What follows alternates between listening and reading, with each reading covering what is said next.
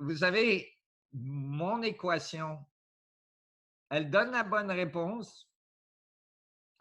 L'équation qu'on a trouvée, elle donne la bonne réponse, mais elle donne la bonne réponse. Pourquoi? Parce que quand on a dû rajouter l'énergie noire et la matière noire, c'est qu'on a dû rajouter de la gravité dans les galaxies pour que les étoiles ne partent pas.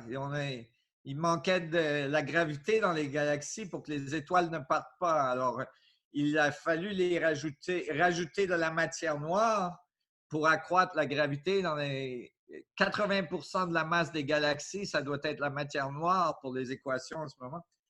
Et quand on a vu l'accélération de l'univers qui accélère de plus en plus vite, ils ont dû rajouter de l'énergie noire dans l'espace pour de l'énergie négative dans l'espace pour faire accélérer notre univers.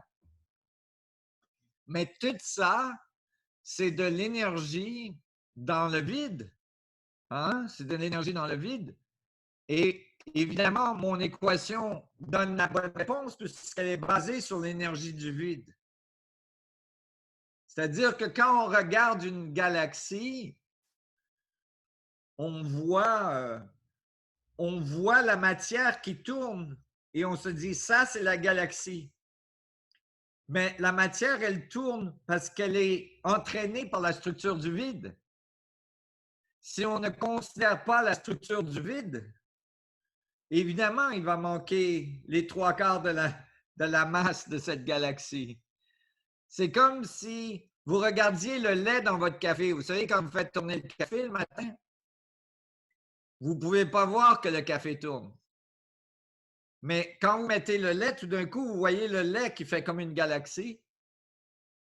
Et c'est comme si vous calculiez, vous faisiez un calcul du lait, de la masse du lait, sans savoir qu'il est dans le café.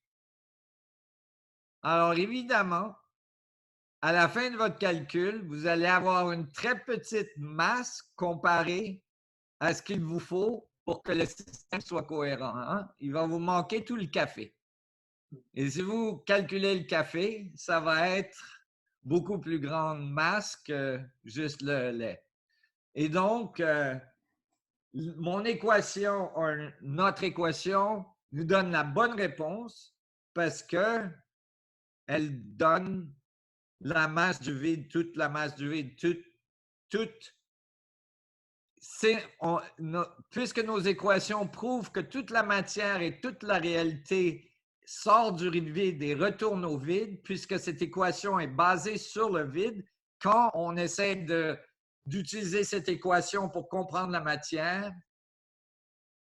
on comprend toute la matière, on comprend toute la masse, toute l'énergie, ça nous donne les bonnes réponses.